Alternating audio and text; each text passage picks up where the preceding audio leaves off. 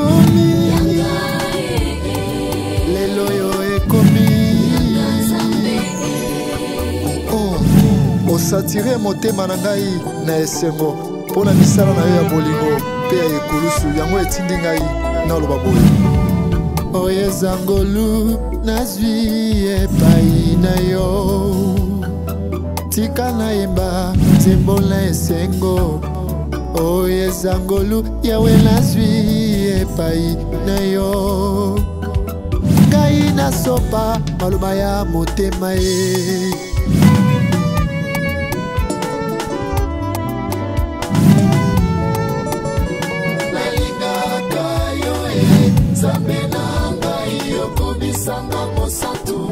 Kaya nalingaka yo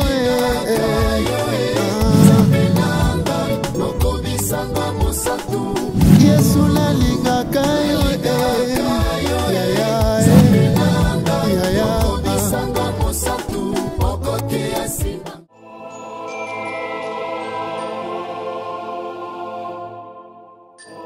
Faut comprendre ma ramsus.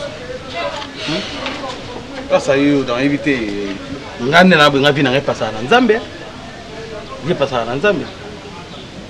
Makamna zo yesala pour le moment yesimate. Osala bo yesimate. Faut look at. Faut look at. On doit se sanga ba dépense moko na obi ke tilo nga na nyonga batina mikili. Na sala ma mona nga mote. Eza ke to sangana to sala coproduction. To sangana na batu. Po umona mbongo na bimaki ona ko sala makambo. Okena boye oyemba ba okena boye to bimisaka voya chaku soki nini do ti lelo na barate. Na kota na baniongo moko boye donc et puis na lala na butu no mona ondie poche na ngai toboki me mbongo etanga. Mbongo za pape me etanga. Et ça nous bien de musala nzamba za expliquer ngo se ndotonga la sini siko lelo ba Rosabel Nzambi ba nani ba Eric Kaskuda Mobali dide ki tuba ba patiki nguza tuana ngaso na kota nyongo na bango ya pasta prendre futa ngo siko yo mukie na likamunini ngo na dépenser ki pour la frère nanga pour na avancement na ba mezo simbate lukelo nzambe.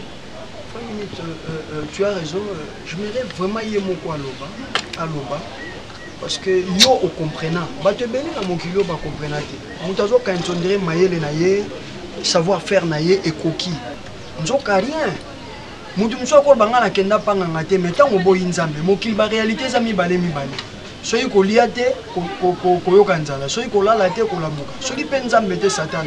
Si on ne atoke pas Satan, le diable t'aura. Parce que sans Dieu, tu n'as aucune protection.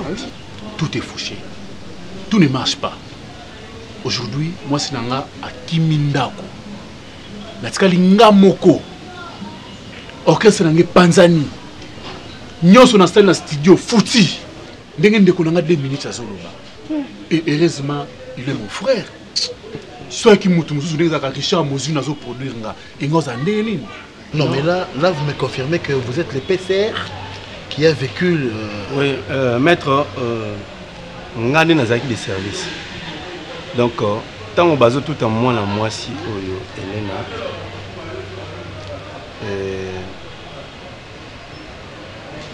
azo traversé sans appel à ni gauche ni droite mais azaki na téléphone.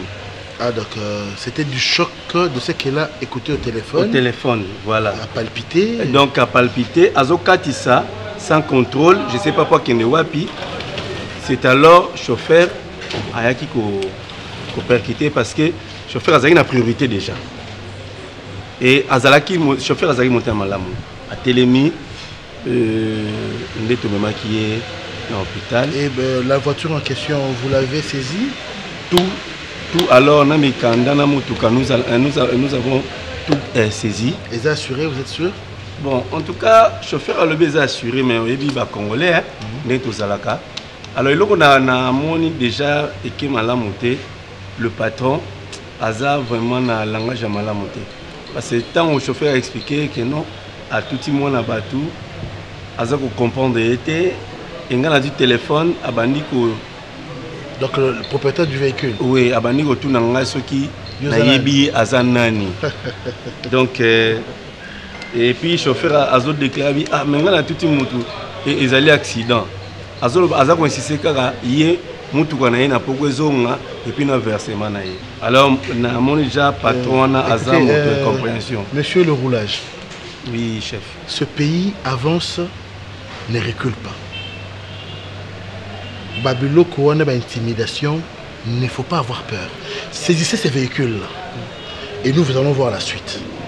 Merci. Nous ne sommes pas dans un pays où ton chauffeur lui-même a reconnaître qu'à tout vous n'avez pas peur de vous avez vraiment besoin que de votre véhicule. Non? Téléphone, avis monsieur, tu ne me connais pas, moi je ne te connais pas, je n'ai pas besoin de te connaître. Dis à ces petits-là, je l'attends le soir avec le versement et mon véhicule. Monsieur, prenez mon numéro de contact. Oui. Prenez ça. Ceux qui harcelé, tu m'appelles. Et s'ils sont physiquement présents, tu leur demandes de m'appeler. Ou soit moi, tu me demandes d'appeler. Je vais appeler. Et il n'y a pas d'intimidation. Je vais poursuivre ce problème. Nous ne sommes pas des avocats comme ça, car avocats, nous avons étudié. Et nous connaissons le droit, et nous connaissons déontologie et éthique. Merci. C'est en tout cas c'est moi qui vous remercie. C'est pas de problème. Merci pour la collaboration. Merci. Je suis à la réception et à l'hôpital. Tu peux me suivre là-bas, d'accord? C'est pas un problème. Merci. Qu'est-ce que c'est? Mais puis pas ça. Vois où le frère n'a pas mis ça dans le studio. C'est diabolique. C'est diabolique. Non mais c'est le pigeon qui recoule. Pigeon, voilà. C'est diabolique. Mais Mouta Yembi na casque. Mais il y a pigeon qui recoule. Papa, nalingi même ces mecs qui n'ont pas Irène. Azonga nenga zalaki papa. Parce que jusqu'à présent, na la ressourceté na liara ressourceté. Mon frère aye a fait ça séjour na ye kimia aza lesti ponanga. Papa. Jean chapitre 10 verset 10. Le voleur ne vient que pour égorger, dérober et détruire. Mais heureusement que chapitre et verset où ça continue, Jésus a lobby, mais le Fils de l'homme est venu pour donner la vie et la vie en abondance. Au Rwanda, au Pambola Mingi, de Konayo, frère, bien que 2 minutes, bien que frère minute. C'est un homme qui ne vit pas avec nous, mais qui aime Dieu et qui a compris. Et si quand il y a un nzambe na vie peut-être la modèle à motema nzamba pesa motema ya mawa ya kosunga. Vous savez, c'est des millions misés dans la production. C'est des millions. Mais mon frère, je suis vraiment choqué, mais je suis au même moment content parce que au Yéna Maboko il y a un Dieu qui ne choue jamais. Au Yébina livre il y a 1 roi chapitre 18 et puis chapitre 19. Israël Mobimba, comment il a adoré un faux Dieu dans combat Baal. Mais Dieu a suscité un prophète du nom d'Élie, à qui minoritaire, mais Aïba Yikazana Nzambe à Malam, a défié Bango Nangomba et à Carmel, a Yébisa Israël, ceux qui balent Nzambe Bolandaye, mais ceux qui c'est l'éternel qui est Dieu Boland l'éternel. Mais quand le prophète de Baal a invoqué, résultat Zagité, Élie a prié, le feu descendit. Oui, ce que j'aime, tout Israël, Bible dit, ils honchaient leur tête. C'est l'éternel qui est Dieu. C'est l'éternel qui est Dieu. Mon frère, nous allons le faire, mais c'est un Dieu qui ne choue pas. Dans Jean chapitre 2, 20 ici là. Mais puisque Jésus était là, faites continuer à qui? Parce que 20 images c'est la famille na yo pe na motema. Est-ce que vous avez dit papa avec foi. Yoloba qui était okobenga libota oyo. Maître, sous votre respect, nazo na famille oyo, il y a un ça ne va pas. Parce que au tel standing il y a ndaku ya papa ya mwana oyo. Nazo ndima teke mwana wana ko fanda parfois aozanga kisi. Donc photo bunda petit wana wa chauffeur a remis siko kutu ko ke no luka mbo na ndenge so pas c'est patron azo compliqué kaka. alors ngai nde naza boye ngai naza boye bakonzi na ngai déjà bazolinga bakanga nga parce que nakomosala babando de poste trop bayebi ke batiki ngai na esika mosala mais ntango baoleka bakoti ngai na esika wana te e mpasi na ngai eza mpo moninga na nga moko natikelaki saki na ngai mosala akezongisa ngo na biro na biso mais nakoki kotika mwana oyo te vraiment eza famille moko très louche très louche. Monsieur le Boulage. Oui, maître. Comme dit-on, c'est quand on a koufaka, tu vas raté pour venir en aide. Moi, je suis en train de louer votre sens d'assistance. Et je pense que nous, avec tout humanisme, Moussa nous a protégés. Moi aussi, à ma qualité de maître, je peux vous venir en aide. Mais je voulais savoir quels sont les faits palpables que vous reprochez dans la famille. Il y a des faits au mari, au yo, bazo négligé, moi, au mari, au atikal, ma passe. Quels sont les faits palpables que vous reprochez? Tante Naye, qui s'est fait manipuler par son mari, entre guillemets, Azawana Kaka, au moment où mbongo eza, moi, je sais que papa et moi, on a Azaïna mbongo mingi. Mais alinko pesa mbongo ya traitement té na misu nanga l'autre fois ngana petit homme c'est la tante. La tante Qui est manipulée. Parce que c'est elle qui prétend être donc l'héritière quoi. Parce que yem da dû donc a hérité biloko nyoso. Ma mususu ba yaki na moi mususu ba yaki na camarade ne moi munene boye mais maître fotala makele bazotia na couleur hôpital. Que non, ceux qui ont traité, ils ont traité, avant Nandako. C'est madame. Moi, na oyo, azalai. Moi, na oyo, azalai na koma. Nzamba sungi, alamuki. Si ce sont des qui si penza et côté dans nzoto po, nzoto ezonga, ba membre et fonctionner bien. C'est comme si sur le lobby n'a les camo, atalika ngamo moninga nani moninga ne wana. Moninga na peli et ninga zawana bazaki na préparatif ya koteka mais ça lui paye Mikolo mon frère. Non, ces derniers temps avec Kamboto Sala Mikolo à chaque fois tu es devant les barreaux. Il faut pas oublier que hormis bloc en tant que magistrat, tu es un ami. En tant qu'avocat. Oui, en tant qu'avocat, puis tu es un ami. En tant qu'ami, tu es un avocat conseil de la famille. Non, mais. Il faut chaque fois vous en apprendre la famille. Mais mon cher, aux autres prochaines années, dis-moi un peu. En fait, ce que je te reproche, maître Guy, il y a des choses dans la famille, ça commence à t'échapper. Ça, c'est ta famille. Ouais. C'est aussi ton ami. Je décasquette chez toi. Mais qu'est-ce qui m'échappe? Sinon, s'il y a quelque chose qui m'échappe, c'est que mon ami me cache quelque chose. Tu es au courant que mon chopper comment? Oh, ta sœur de Lubumbashi? Oui. Je fais par tous les mois les cases de la musique et Ndabuza Mounene, Aya, na Bengisaye. Elle s'est installée dans l'appartement Mamokuna. Mais je te dis, oh, c'est comme si ma salle a erreur grave. Sérieux? Mais je te jure, je sais que la mondialisation n'a pas un mais Mindele, c'est comme si les blancs ont raison. Moi c'est Bana, famille restreinte, c'est tout. Oh non, tata, moi c'est avant, non, pas question. C'est le cas avec Mochopi.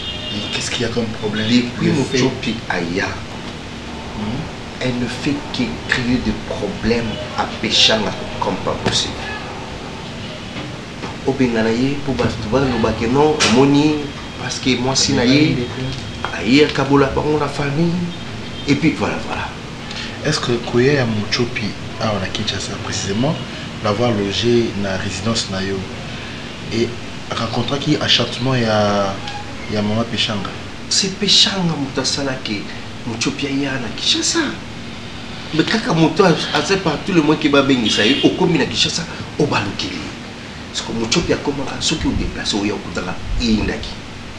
Non. Mais qu'est-ce qui ne va pas? qu'est-ce qu'il y a mon chopi lupango eza ya mobali ya peshanga. N'y a-t-il pas quelqu'un derrière Mochopi ou à inciter à poser l'acte? Non, il maître. Peut-être qu'il y a une moussala là, il y a Tangela.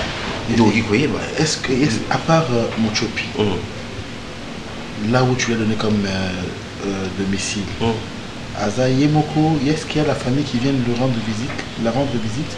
Ben, moi je ne sais pas, moi je sors le matin, pourquoi? Et puis, comme à Kunara. Mais oui, mais maître, s'il vous plaît, parce que qu'est-ce que je peux faire pour protéger mes biens? Aller où les choses, tout ça pas tout. Parce que demain après-demain, Nakin AVC commandé par la Bissou va tout sur la charge. Bah, irresponsable, bah, aura AVC. Et seulement ce sont des responsables de l'hôpital, bah, ça n'a pas AVC. Parce que tu veux gérer ta femme, tu veux gérer la femme, tu gères ta famille biologique et tout ça. Bon, il faut tout d'abord, j'aimerais que au Longola Mutunayo, que tu voudras protéger tes biens parce que ta famille menace ta femme. Déjà, il faut Longola Mutunayo, c'est un devoir de tout homme de vouloir protéger ses biens. Et la loi a prévu tout. C'est vrai qu'il y a des démarches à suivre, des procédures bien sûr. Mais je te conseille de le faire au plus tôt possible parce qu'on ne sait pas ce qui peut nous arriver demain. Donc c'est déjà quelque chose de très positif. Et moi, en tant que ton conseiller, je te vois. On peut le faire demain. Ma, bonjour. On dit bonjour papa, on dit pas bonjour maître. Ça va ma fille? Papa, je suis en chambre. Tu viens de quoi? Tu viens d'où tu es pressé comme ça? Vous allez voir, vous rajeunissez davantage. Qu'est-ce qui s'est passé? Bah, il est à l'aise, mon nom. Ah oui, c'est ça. Bon, vous vous contentez de lui? Toi, tu te mets ici. Ah, moi, je vais à côté de moi. Je pense là. Maman est ici. Quelles sont les nouvelles? Bah, il n'y a rien de spécial.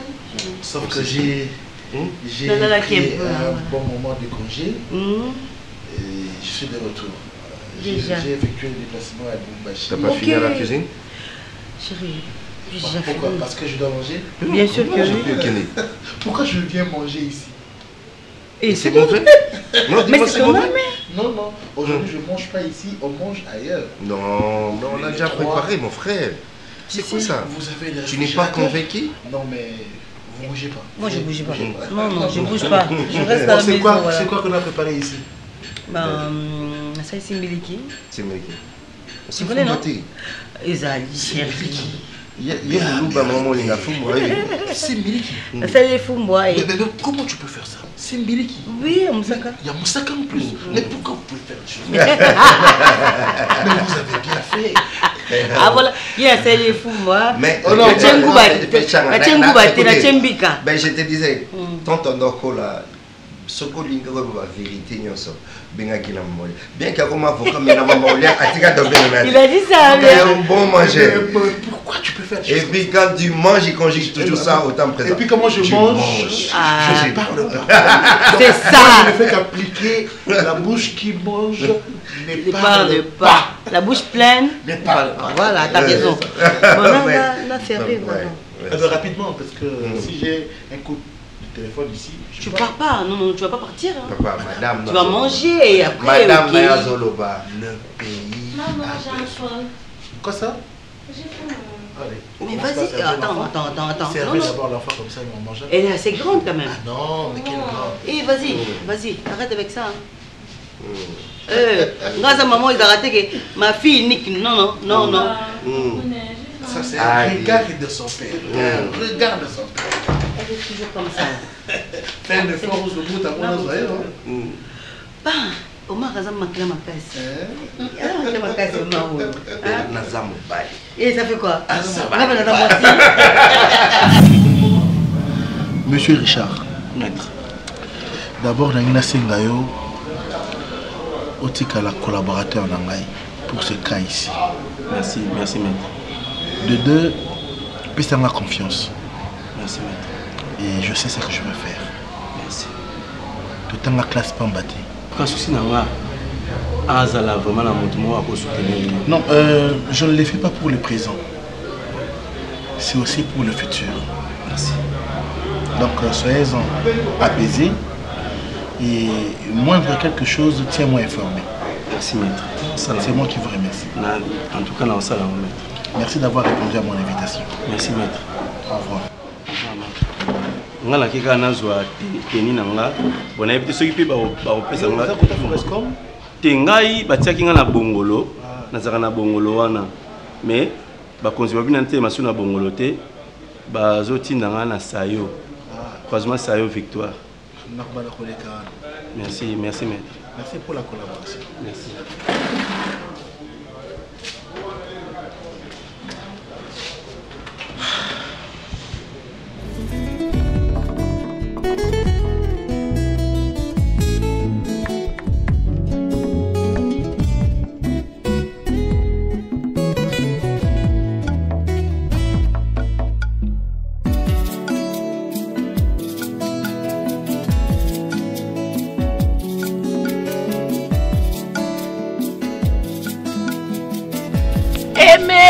Aimé, tire à moi, je suis à toi. Michel, tu es la vie, tu es la vérité. Nani alanda yo abunganzela. Oh Danan, ndamna tina zo mort na journée. Mboke lengi. Nakolanda kaka nzela. Ya ngana otika bino. OK. Déjà Rosabelle Nzambi. Alobi na Kaluji na zolo de espace. Il y a besoin d'habillement. Donc, on tire la musique.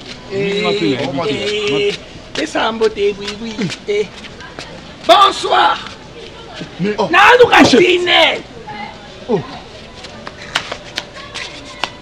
Allez. Kaluji. Allez. On libo matoni. Allez. Allez. Dalinga kama alete. Obe arama ane. Allez. Ngati tuka. Non, kama rutune na omone boy. Oh, mutuka batu kita. Esa voiture. Kita wala mutuka batu. Allez. Na matina avion. Allez, tu problème numéro. Ndeka souligné à cause du babé. Nana sumbi awa, muta sumbi azate allez. Na sumbi. Alilo. Ni nango boyko. Chef, fais kita. Alingite. Yabui, na pesa yembota alingite. Nakoi. Kita la mutuka batu na kita la luboye. Allez, on bat la yo. Chef, eh, ça va kita. Ayet, On reprend sa vie rabat. Ayet, nana ye. Yabui na pesa yembota alingite. Tala makambo ekomelinga. Nana ye. Voisin. Moi yo, allez, on vient liboma. Ah? On se met ici.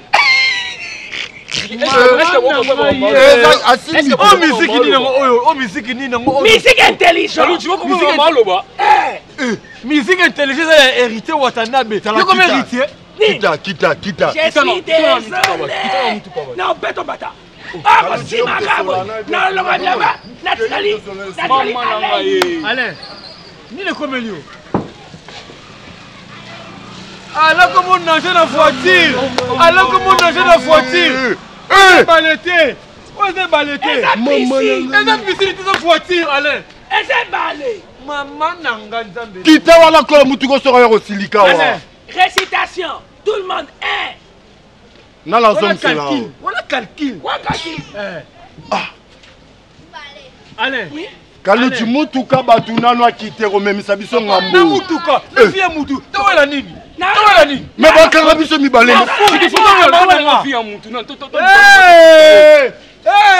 Malé. Allez baby. Allez. Natika la nuit. Non. Natika la nuit. Ça tire au kangayo. Censure. Le kangayo. Allez baby.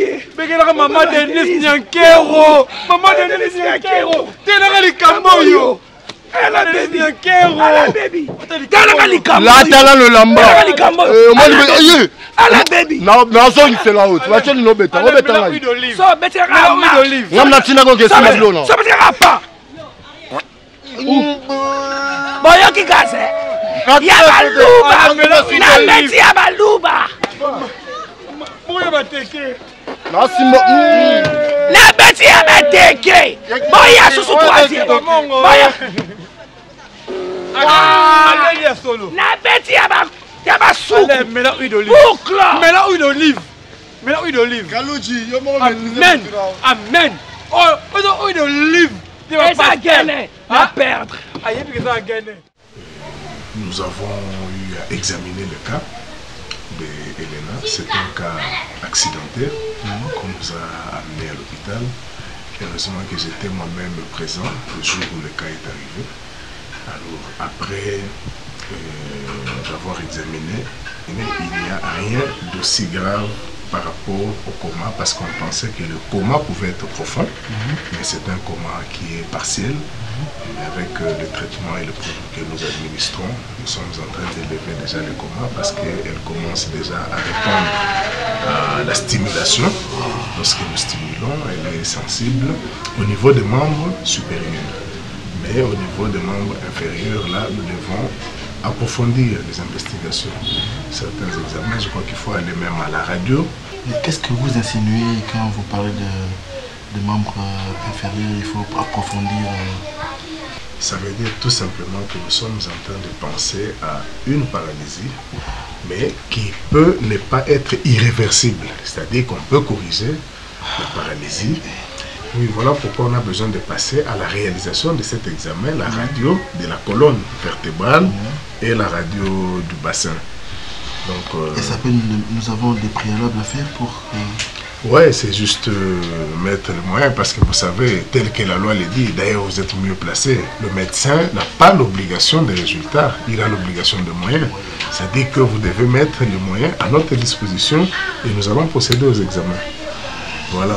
Est-ce qu'il est moyen de poursuivre les examens et qu'on puisse payer après ou vous voulez qu'on paye Non, tout peut dépendre toujours de vous. Nous, on peut travailler, vous payez, ou avant de travailler, vous payez, mais ce qui importe pour nous, c'est la vie de la patiente.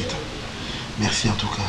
Je vous en prie. Je suis content de vous en tout cas. En tout cas, médecin, faites de votre mieux. C'est que la fille revienne en forme. Ok. Et nous ne manquerons pas de collaborer en tout cas. Nous faisons tout ce qui est en notre pouvoir pour arriver à la solution et nous savons que ça va aller. Merci beaucoup. À tout moment, je passerai. Ok, nous gardons contact. Nous avons toujours besoin d'être en contact avec la famille pour signaler moindres faits et gestes. Ses parents sont partis. Ok. Bon, merci. Ok, merci en tout cas. Okay. On est ensemble. On est ensemble. Okay.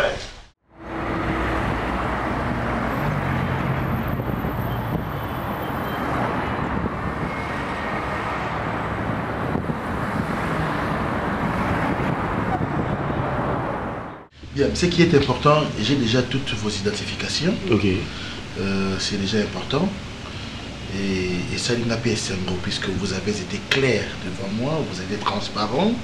La personne ni na ba ilo whisky au boy, non, pas ça au J au boy ni sur la Makamouza très important. Je peux pas m'éterniser, Nabino, j'ai beaucoup de dossiers à faire. Les Kamolopangu, tout comme qui est déjà malade. Moi, j'ai déjà trouvé un acheteur. C'est ça. D'accord. On a pas qui le pont et tu l'as jamais. Acheteur. Bisous on a idée ce cas mon bimi to que Californie. Acheteur.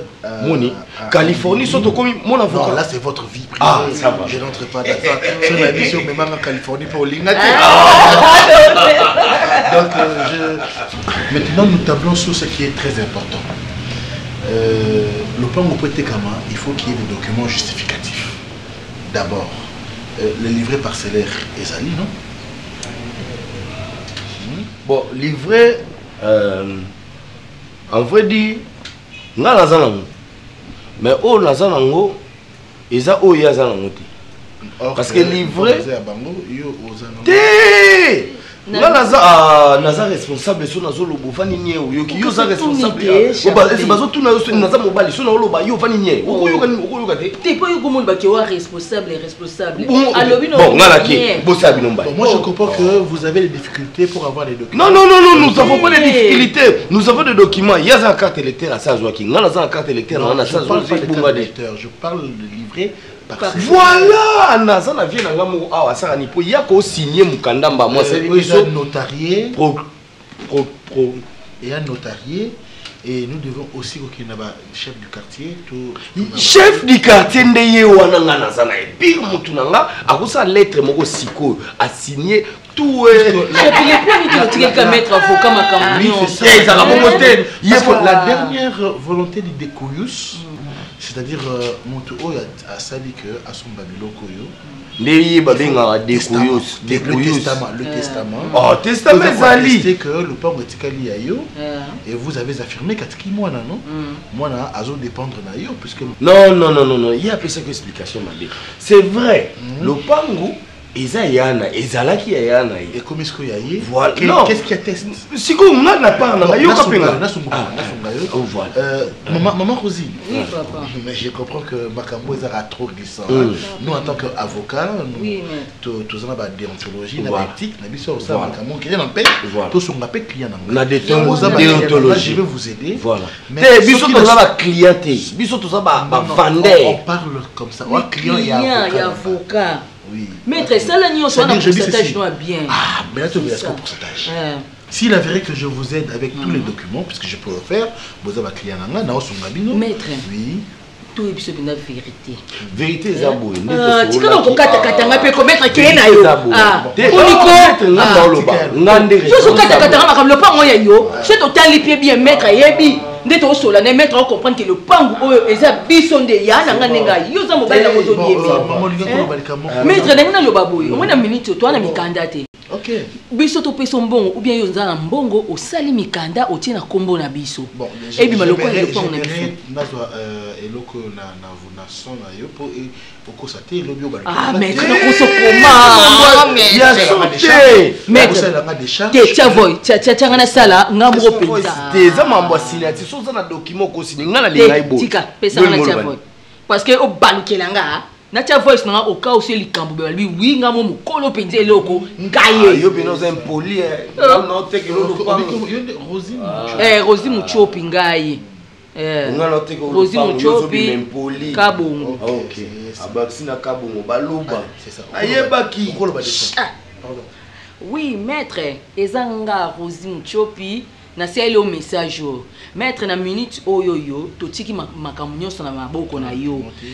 Ntoza na documenté ya lopango. Yo sele biso document na mbongo na yo po ebi maloko ndesi ngai mikanda lokwa mikanda ngai. Yo kolo bapi na maître. Allô maître, netoza na documenté pourcentage na yo. Okosala mo to kata na to réduire to pesa réduction nini. To ajouter. To baksa mbongo. Donc vous admettez que si on a ça bino muskanda bon na kata na pourcentage. Oh, kata maître na aussi responsable non responsable mettre téléphone là responsable ça va déjà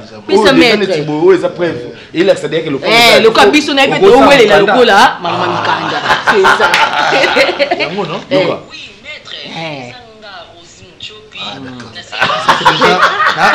oui maître maître mayele assuré osa vraiment mayele maître pesa mbote pesa mbote alors 50-50 jamais Mutansimi assez le besoin. Za liboma ndako mnene bo 50-50. Ti c'est bongo. Ti bongo te kaka ti ya mikanda. Yo gozo kuta na 20%. Ndandini. Ti yo soit à 30 biso yo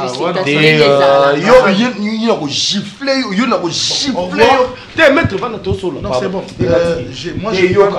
C'est comme maître qui maître. Seul boboyi on arrête on a tout ce qui. Bon maître wala pena offre suka kolanda te ngande responsable moni bofuta ngazaka za kosola nanga bien kala na za makolo omoni nde na za bona za yo bo fanda solo le yana ngalika kio yana ngalika kio 40% ndima 30 non 30 non zoti ndima Lima 35. 35. 5 wana eza na part na biso Non, tu veux me corrompre.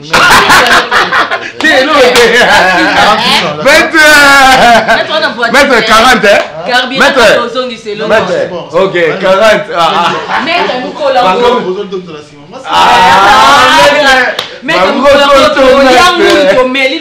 il faut l'arbre un jour.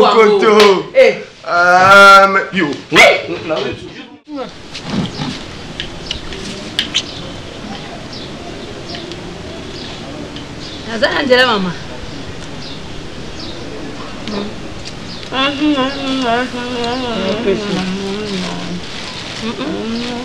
Nada ya mbate.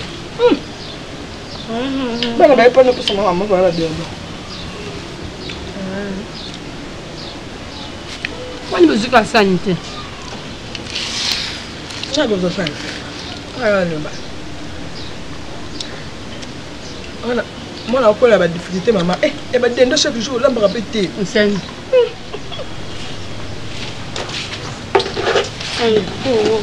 Bonjour.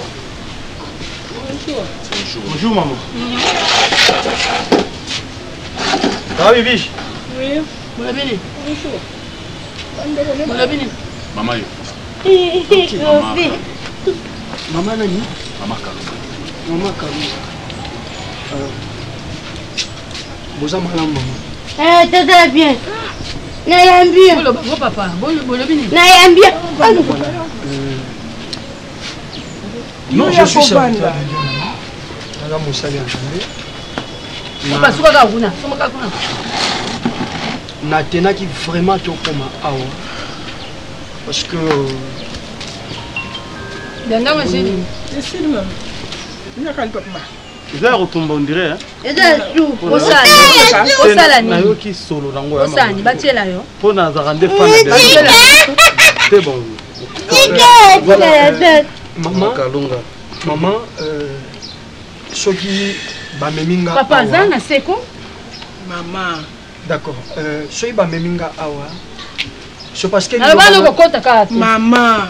Lobana muto azana ye maman. Ngana bala bibishi. Kobala ndeza yebi na pesa mbongo continue yebi mama. Bala bibishi kaso so futa onde ndengo bebisa. Futa jalo. Pasteur. Ça va sana papa. Vous savez le Zala Kimia. Yo yepena na pasteur ah. Le diable est tellement rusé. Pasteur beaucoup sakana ba. Maman oui dans la vie hein.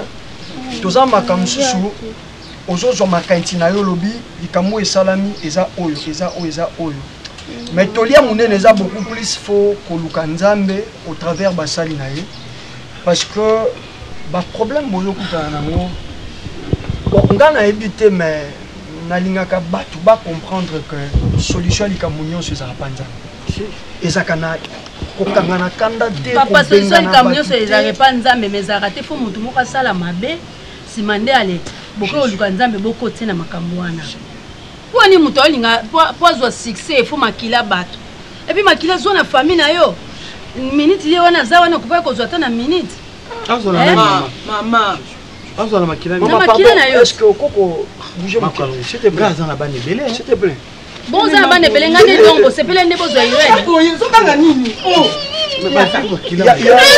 D'accord. Est-ce qu'on peut me laisser faire un salon Zambatina? D'accord. Ma soeur, comment on est là?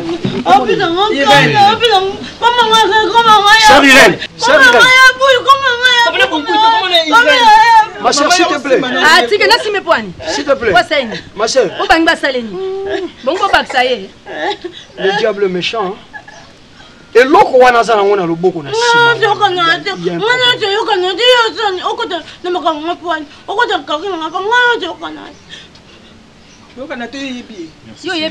J'ordonne au nom de Jésus. Merci Seigneur. Maman tika yevanda. Ici les petits que dans ma camo. D'accord. Est-ce qu'on peut faire tout ça à Moussana Kimia? Frère ministre. C'est toi qui as dit que tu as dit que tu as dit que tu as dit que c'est bon, merci. S'il vous plaît. Maman, et l'eau qu'on a Simon. Oh Seigneur Jésus. Eloni. Tu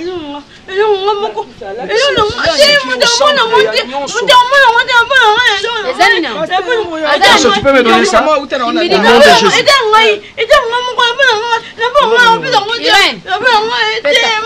de Jésus-Christ.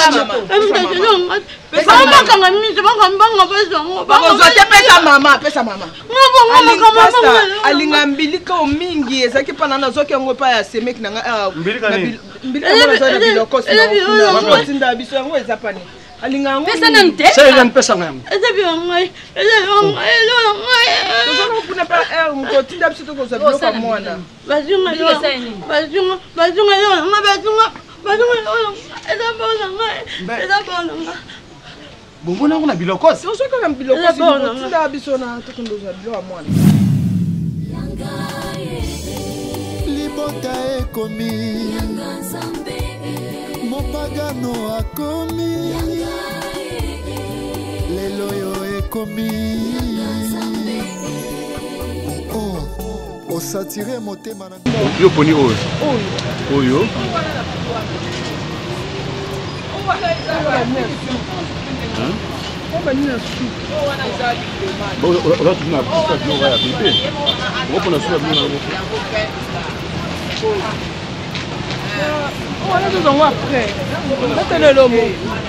Oh, c'est bon, non?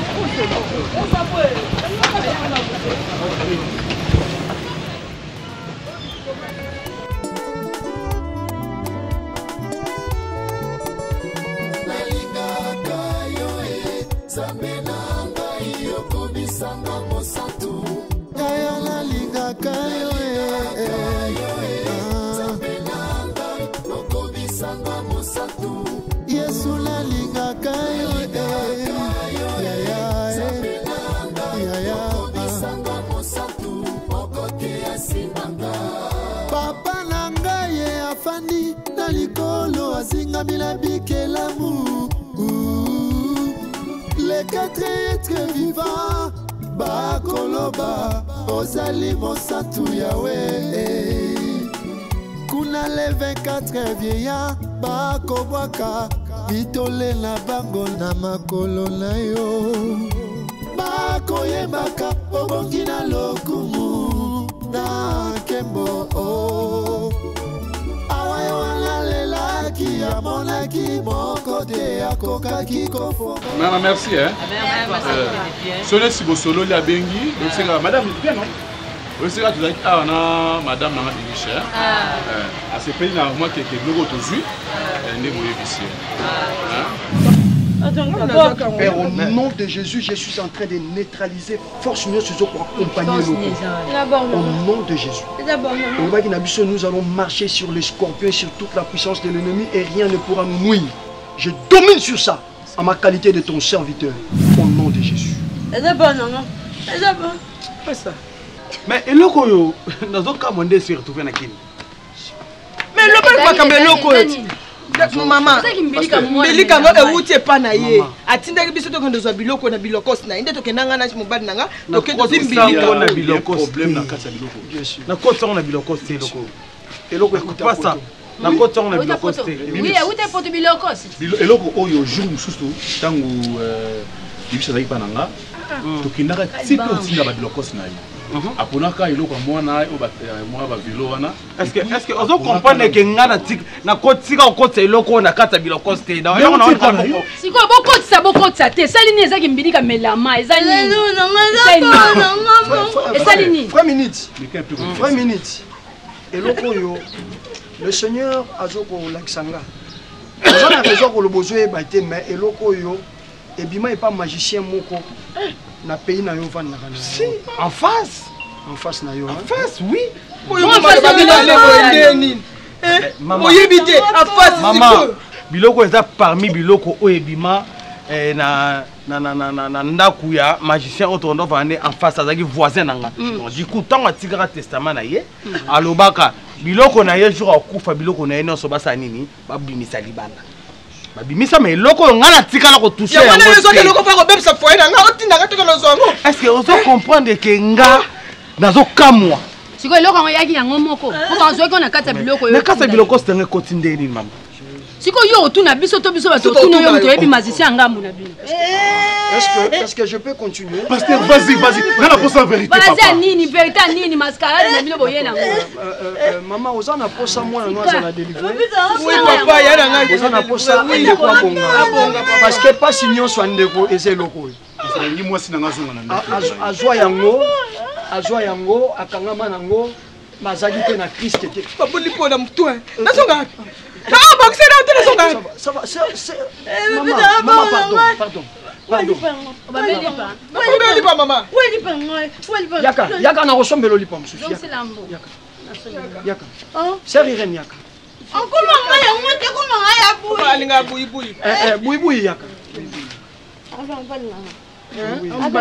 Pasteur. Tika.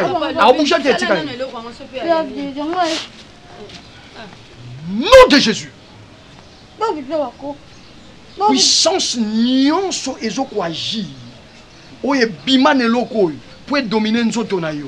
Nazo coordonner ngo sikwe bandotika yo na kombo na Yesu Kristo. Au nom de Jésus, il y a 2000 ans, Yesu alonga bino. Yesu alonga bino. Allez kobanda sikoy. Toi esprit impur, logé dans ce corps, je te chasse au nom de Jésus. Allez, out! Out! Jesus mighty name. Nalbi libanda. Bokitena si. Maleme yaka vanda. Tika ya femme.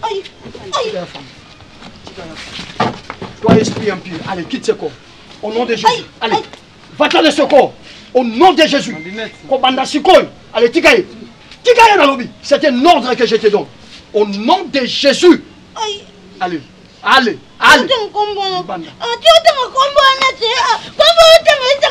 Nalobi, nom de Jésus.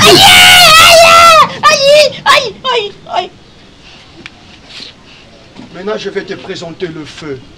Au nom de Jésus. Monte banda ko zikisa yo. Ko banda mututi makolo. Allez, je libère le feu du ciel. Allez, fire.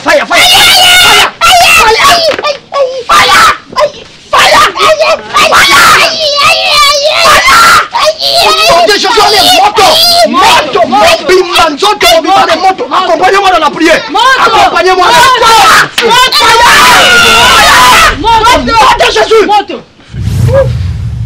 Jésus-Christ est Seigneur. Amen, papa. Oh, amen. Nous avons la victoire.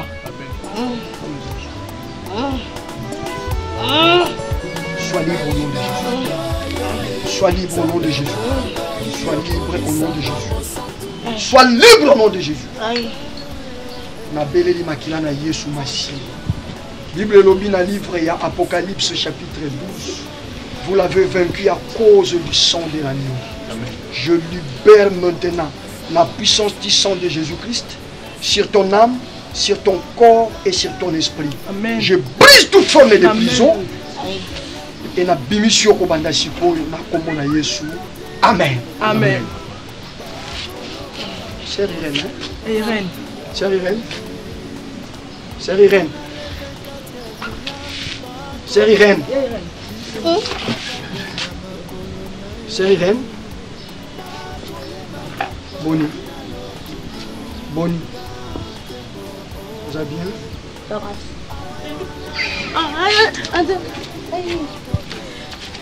Maman. Irène. Voilà ce que Jésus-Christ est capable de faire. Jésus reste le roi. Il reste le roi. À lui l'honneur, à lui la puissance. Merci Seigneur. Merci Jésus. Merci Papa. Merci. Merci. Merci pour la victoire. Merci. Maman Omoni. Omoni, diable est en baloba kaza risé et linkoloba. Ce qui diable a sali kamunae. Akobatama. Bokoluka batu mususu bolati si bangwe lamba. Yende boye. C'est ça la ruse. Ozoka ngai maman. Bokilo no za na problème te. Masa neka musique nzambe so za problème te. Voilà. Musique wan seke lingi nango yete. Musique mama ekotile na nda. Et puis tant bozo somba bilo. Voix malongue to mana studio te. Aroyembela nzambe. Pas nzambe voix qui parata. Et puis tant que je babiloko na babiloko ezouta na ba conteneur tout ça eza biloko batu basalela. Tolobi te bo salela te. Mais prenez le temps de prier pour ça. Bisonyo so zape na babiloko occasion. Non, oyo je vais brûler ça. Oyo na kotumbango parce que eza na ba loge diabolique salema awa. C'est ça le problème.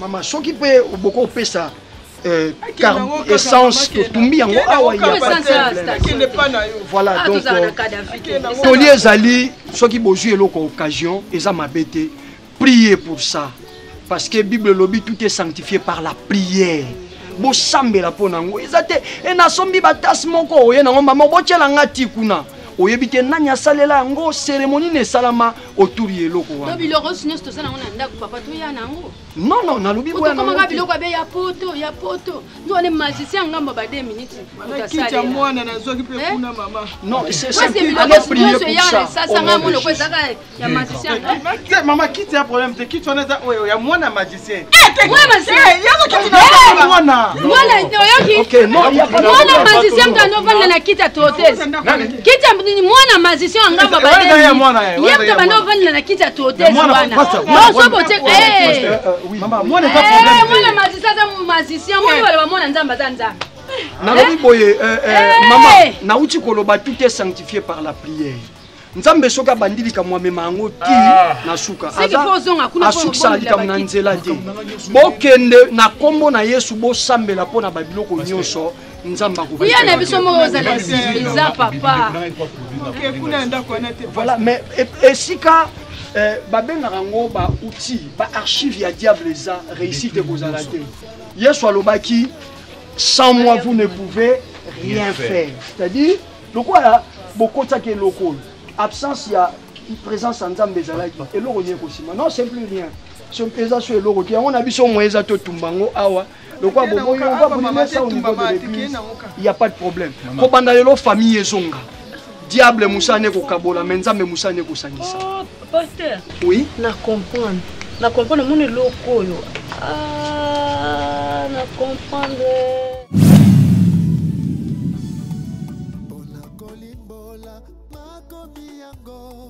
Yesu Masia yende azali mwana lampate oya kokaki kofungola buku na bomoi lobiko ebombamaki mpona bayuda lelo oyo ekomi ya ngai mpe lokola mwana mpate oya bongisamaki uta ebandeli na nyonso ngai mosantu nalongi lisumu oyo ekokaki komema ngai na kufa tala esengo na ngai lelo oye na bomoi kolo ninakupenda Mungu baba wangu baba umenitenda mema hakuna mtu mwingine uletaweza kutumikie hata kuweka maisha yangu